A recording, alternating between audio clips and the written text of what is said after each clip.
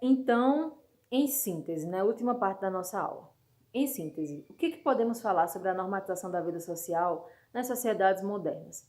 Podemos dizer que, considerando a América do Norte e a América do Sul, o Brasil herdou o Civil Law, né, de Portugal, ou seja, uma organização normativa baseada em um corpo de leis escritas, as quais devem ser atendidas com prioridade pelos magistrados, pelos julgadores, pelo Estado em si. E os Estados Unidos herdou da Inglaterra o que a gente chama de Common Law, o direito dos costumes, que é um direito apegado aos costumes que são adquiridos geração após geração, bem como apegado aos precedentes judiciais.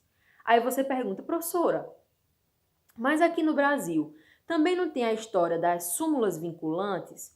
As súmulas vinculantes não podem ser consideradas um precedente? Podem. Exatamente, é por isso que hoje é dito que o Brasil também segue, de alguma forma, essa tendência dos precedentes judiciais. Porque como é que acontece isso? Quando inúmeras decisões envolvendo questões semelhantes chegam até o Supremo Tribunal Federal, depois de inúmeros casos, né, que chegam até ele decide, ele cria um enunciado normativo que deve obrigatoriamente ser seguido por todos os juízes e tribunais do Brasil. Por exemplo, existem inúmeras súmulas vinculantes hoje, né? Mas tem uma que, por exemplo, é sobre o uso de algemas. Então, todas as questões que cheguem no juiz de primeiro grau ou em um tribunal que discorram sobre essa questão, os juízes precisam obrigatoriamente aplicar a súmula vinculante que diz respeito àquele caso. Isso seria um apego aos precedentes, algo parecido com o que existe nos Estados Unidos. Mas lá é muito mais forte essa questão do apego aos precedentes. Por quê? Os precedentes todos foram criados com base em experiências, né? Com base no direito dos costumes. As decisões foram sendo tomadas com base no direito dos costumes e não com base em um corpo rígido de leis escritas que precisava obrigatoriamente ser observado.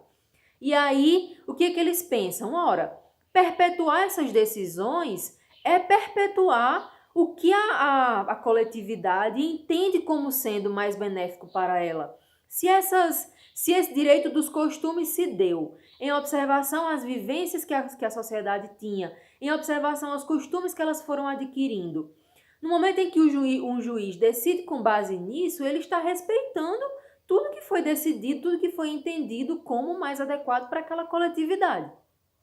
Isso no pensamento, né, do common law. E aí a questão dos precedentes. O juiz vai decidir com base nisso, o tribunal vai decidir com base nisso. As decisões que o tribunal emite, elas passam a vincular os juízes seguintes, né, os próximos juízes. Porque se o tribunal decide de uma certa forma, quando um outro juiz pegar uma decisão que envolva algo parecido com aquilo, ele vai procurar a decisão do tribunal, que já diz que nesses casos deve ser decidido dessa forma. É isso que significa o apego aos precedentes, que existe no common law, que existe, hoje a gente pode ilustrar, nos Estados Unidos. Certo, gente? Qualquer dúvida, pode me mandar mensagem pelo WhatsApp. E essa atividade que eu estou enviando para vocês, vocês devem responder e me entregar na próxima segunda-feira, né? Me enviar por e-mail, vou mandar todas as diretrizes pelo WhatsApp.